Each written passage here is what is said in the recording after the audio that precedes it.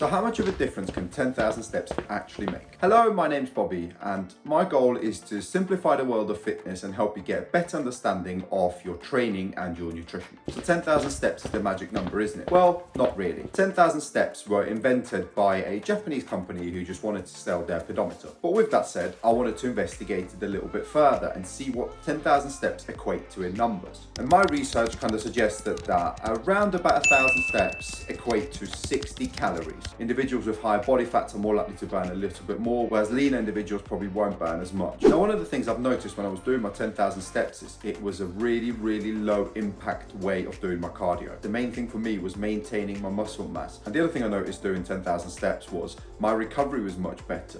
So any days when I had a little bit of muscle soreness, what it did is it helped me just get rid of that muscle soreness by increasing the blood flow because I was just more active throughout the day. Okay, so I hear you say that you're a little bit busy and how could you possibly get 10,000 steps in? Well, let me break it down a little bit. What I would suggest to do is you do 10 to 15 minutes of walking after every major meal that you have. The reason I say 10 to 15 minutes is because it's short enough that you can go and just do it really quickly in your lunch break. 10 to 15 minutes equates to about 1,000 to 1,500 steps. So my day-to-day activities tended to be around 3,000 steps every single day. And I'm somebody that sits in front of the computer quite a lot. So combining your 3,000 steps that you do by doing nothing and then your 4,500 steps that you do after you walk, all of a sudden you're already at 7,500 steps. So really all you're gonna have to do is add another 20 to 25 minutes of walking at the end of your day in order to get your 10,000 steps. Okay, so I lied to you a little bit. I didn't do 10,000 steps every day. I did 10,000 steps on average. As I mentioned earlier, I'm somebody who just sits on the computer quite a lot, so my NEAT was generally very low.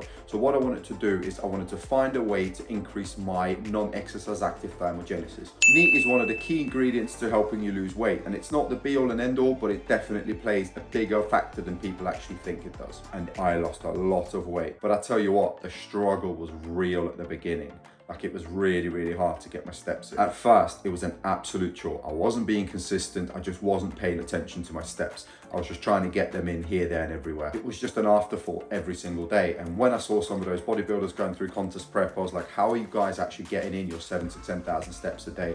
I just found it really hard. But then when I started to break them down a little bit, it just made a big difference. I can't tell you exactly where my mindset shifted, but there was a big change when I started putting my steps into my calendar. I made it a non-negotiable part of my day. So usually what I'd do is I'd wake up at 6:30, just sit down, read for a little bit, have my breakfast, and then at 7 till 8, I'd go out and get my steps actively in. I'd focus on doing 2 to 3 laps around the park, and it was a bit of a power walk, and I was also using it as my warm-up before going to the gym. And the other thing I did was I started to plan ahead to my walks, and I really started to think of things that I can do to make them less boring. One of my problems is I tend to be in my own head and I tend to overthink things. So I needed to find a way to keep my mornings productive or to keep my walks productive. And one of the things I found was I started listening to different podcasts. I started listening to music. I made this whole note-taking system that I now call my second brain. Shout out to Ali Abdaal, by the way, for introducing me to that book. My walks actually were something that I ended up looking forward to. I felt like I was in control of my weight loss journey. I then looked forward to stepping on the scales and seeing how much I've changed. And it overall just made me a lot more confident. Now, one of the other side effects I've noticed is my hunger levels dropped dramatically despite being in a caloric deficit. See, I'm a massive emotional eater. So whenever I feel a little bit stressed, I tend to go towards food for comfort. That's just my way of dealing with things. But what I've noticed is I tended to snack a lot less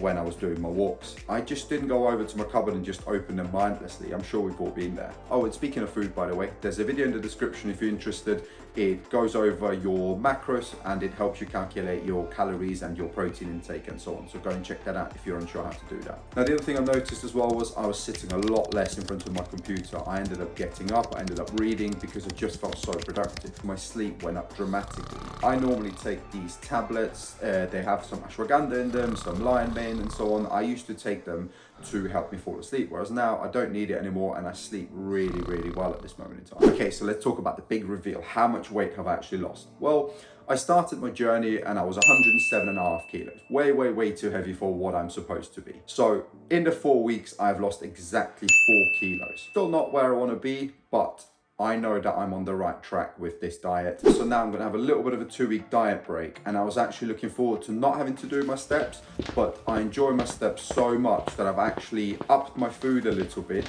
to go into my next 2 weeks in maintenance before I then go into another dieting phase again. So now that you know how to lose weight and why you should be incorporating steps, go and check this video out where I give away a 3-day training plan completely free for beginners. Please make sure you subscribe if you've taken value from this, and also make sure you like it. Really helps the algorithm out and I can provide more content for you guys.